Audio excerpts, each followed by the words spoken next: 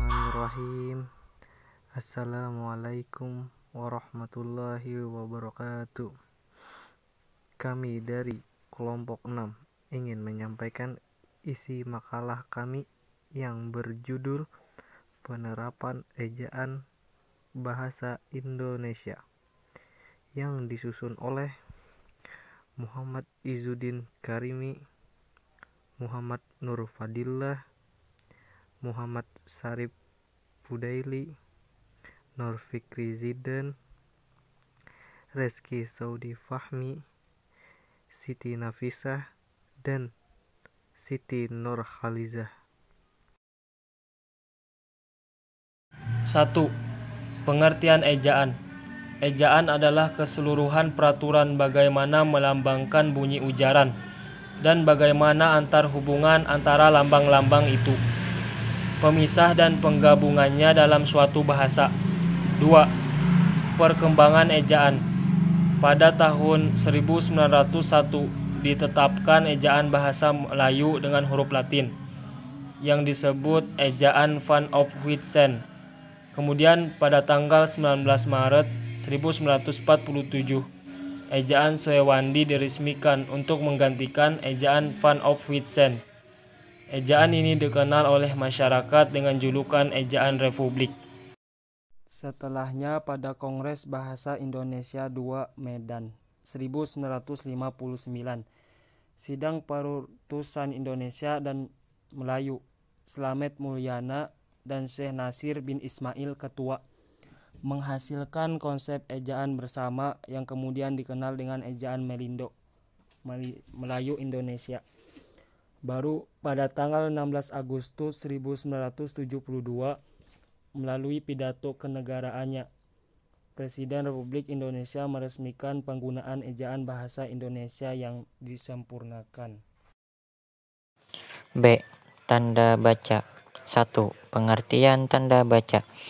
Tanda baca adalah lambang-lambang tulisan yang dipergunakan oleh penulis untuk melambangkan berbagai aspek bahasa lisan yang bukan bunyi-bunyi bahasa, dalam kurung fonem-fonem. 2. Jenis-jenis dan fungsi tanda baca. Titik dipergunakan untuk menandai bahwa sebuah kalimat sudah berakhir.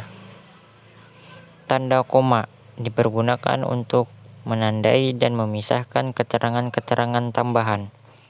Tanda titik koma dipergunakan untuk menandai dan memisahkan anak-anak kalimat yang setara. Tanda titik 2 dipergunakan untuk menandai urutan hal atau benda. Tanda tanya digunakan untuk menandai pertanyaan langsung. C. Huruf kapital. Huruf kapital dapat dipakai sebagai huruf pertama nama gelar kehormatan, keturunan, keagamaan, jabatan, instansi yang diikuti nama orang atau nama tempat yang digunakan sebagai pengganti nama orang tertentu. D. Penulisan kata. Pengertian kata. Kata atau ayat. 1 adalah suatu unit dari suatu bahasa yang mengandung arti dan terdiri dari suatu atau lebih moven. 2. Jenis-jenis penulisan kata. A. Kata dasar. B. Kata keturunan. Penulisan partikel. Partikel lah, kah, dan tah ditulis serangkai dengan kata yang mendahuluinya. Misalnya, bacalah buku itu baik-baik. Partikel pun ditulis terpisah dari kata yang mendahuluinya. Misalnya, apapun permasalahannya, dia dapat mengatasinya dengan bijaksana. Catatan, partikel pun pada gabungan yang lazim dianggap padu, ditulis serangkai dengan kata yang mendahuluinya. Misalnya, adapun sebab-sebabnya belum diketahui. A. Kesimpulan. Ejaan ialah penggambaran bunyi bahasa dengan kaidah tulis-menulis yang distandardisasikan. Ejaan mempunyai fungsi yang sangat penting dalam hal 1. Landasan pembakuan tata bahasa. 2. Landasan pembakuan kosakata dan peristilahan. Dan 3. Alat penyaring masuknya unsur-unsur bahasa lain ke dalam bahasa Indonesia.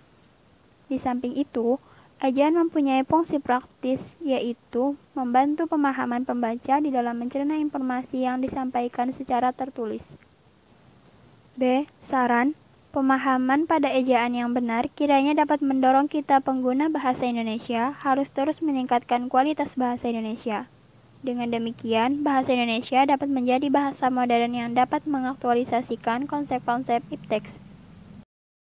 Sekian dari kami, mohon maaf jika ada kesalahan maupun kekurangan dalam penyampaian dari kami. Sekian, terima kasih. Waalaikumsalam warahmatullahi wabarakatuh.